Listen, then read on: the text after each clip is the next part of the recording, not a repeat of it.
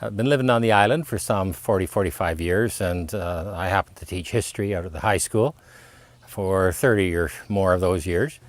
And this is an island that has incredible history. Okay, it's got fantastic history because being an island, it has a maritime heritage. There is estimate that there are 600 shipwrecks, okay, just around this island since the white man first ventured into this territory.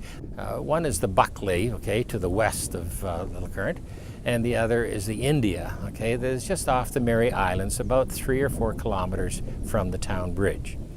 It's a wonderful old ship. They called them timber hookers, okay, or lumber hookers, and they were simply old steamships that perhaps one day carried wheat or coal, but now were simply carrying logs and timber down to the markets in the United States. Well, the India was an interesting old thing. I think she was some 220 feet long or so and about 500 tons. Last of the wooden freighters, okay, that sailed the Great Lakes.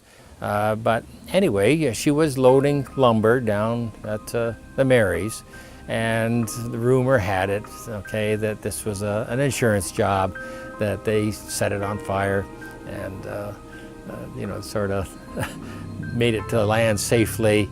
The story goes that part of the crew were trying to put out a fire in one part of the boat, and others were trying to set them in another part. Captain Everett Ferguson, who was first mate on the India, said that it was an insurance job. And part of the crew who weren't in on it were trying to put out fires, and others who were trying to set them, and the ones who set them prevailed, and that was the end of the India, which had a good bit of insurance on it. The India lies in about 25 feet of water tops, east of Little Current and due north of West Mary Island. Parts of it protrude from the water, so it's pretty easy to spot from the surface. We entered from the bow of the boat, very easy to find, and we swam through it because it was split open. The interior of the boat, about 25-30 feet in width, was full of debris from the wreck and a few fish, some nice bass, and some seaweed.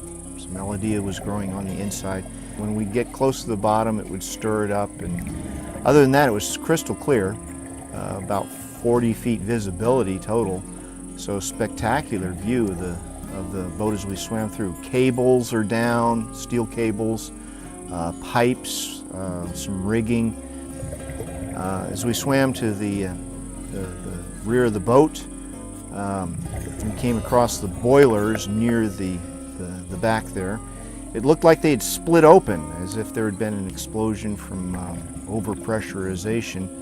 The propeller is outside the boat, about 10 feet off the aft, and in perfect shape. It's upright, not flat on the bottom.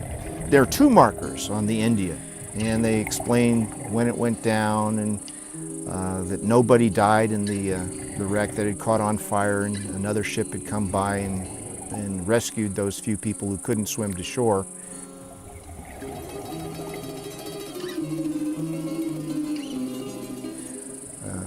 Very fun dive, clear. It takes about an hour to swim the length of it and back inside it, and then outside the hull, along the base and back. A very fun dive, very easy. It can be snorkeled. As I said, about 20-25 feet depth maximum. Plenty of debris to look at.